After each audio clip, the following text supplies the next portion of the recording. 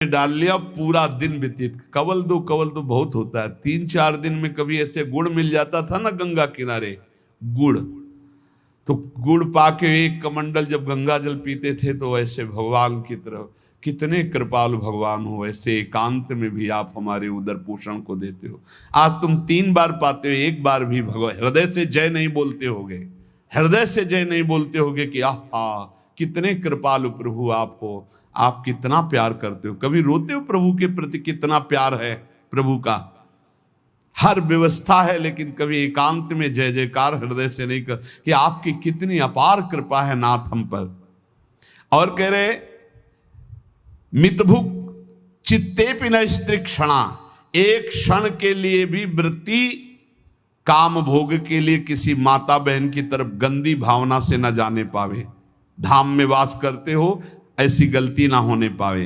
श्री राधा मुरली धरोज्वल यशहा श्रणवन गृणन संस्मरन यो वृंदावन मावसेन मधुर धीर धन्याय तस्मै नमः।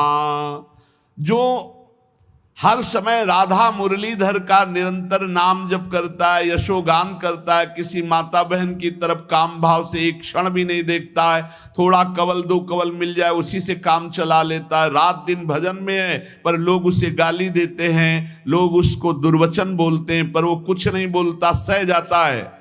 तो श्रीपाद कह रहे हैं धन्याय तस्मै नमः, वो धन्य हो गया, मैं उसे नमस्कार करता हूं। ऐसा हमारा जीवन श्रीधाम वृंदावन के प्रति समर्पित हो। भावना कभी मिथ्या या कल्पना नहीं होती, उपासक को भाव से ही रसास्वादन मिलता है। भावोत्सवेन भजताम रसकाम धेनुम तम राधिका चरण रेणु मामिस्म। यदि भाव नहीं उत्पन्न हुआ तो अभी जीवन सुन। साधना की अवस्था में आपको लाभ मिला है क्या? भाव। भाव साधु को, साधक को, भक्त को, उपासक को उपलब्धि हुई है तो क्या उपलब्धि हुई? भाव। जैसे ज्ञान मार्ग में भी भाव है, ब्रह्म भाव, भगवत भाव में है सखा भाव, दास्य भाव, वात्सल्य भाव, गोपी भाव, सहचरी भाव, भाव की प्राप्ति होना। श्रद्धाहीन, मिथ्याचारी, मनमानी आचरण करने वालों को भाव का परिचय ही नहीं, जानते ही नहीं कि भाव क्या है। सच्ची मानिए, जिस दिन आप भाव में डूबने लगेंगे आपको कहीं जाने आने की जरूरत नहीं। यहां के ठाकुर का दर्शन नहीं हुआ तो विश्व में कहीं भी दर्शन करे और शांति नहीं मिलने वाली। इसलिए जो भगवत कृपा पात्र होते हैं अंतर में घुसना प्रारंभ कर देते हैं, अंतर्मुख होकर के अपने हृदय देश के ठाकुर के दर्शन की चेष्टा करते हैं।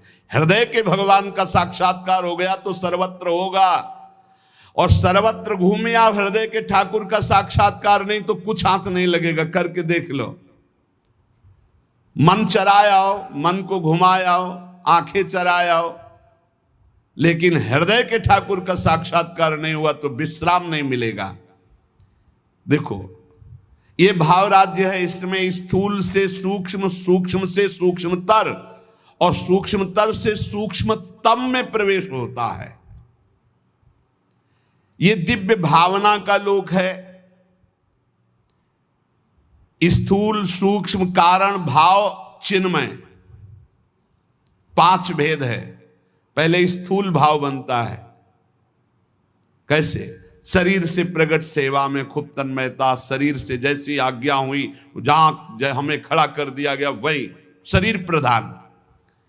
फिर अंतर में घुसता है, अंतःकरण प्रधान, सूक्ष्म शरीर, चिंतन प्रधान।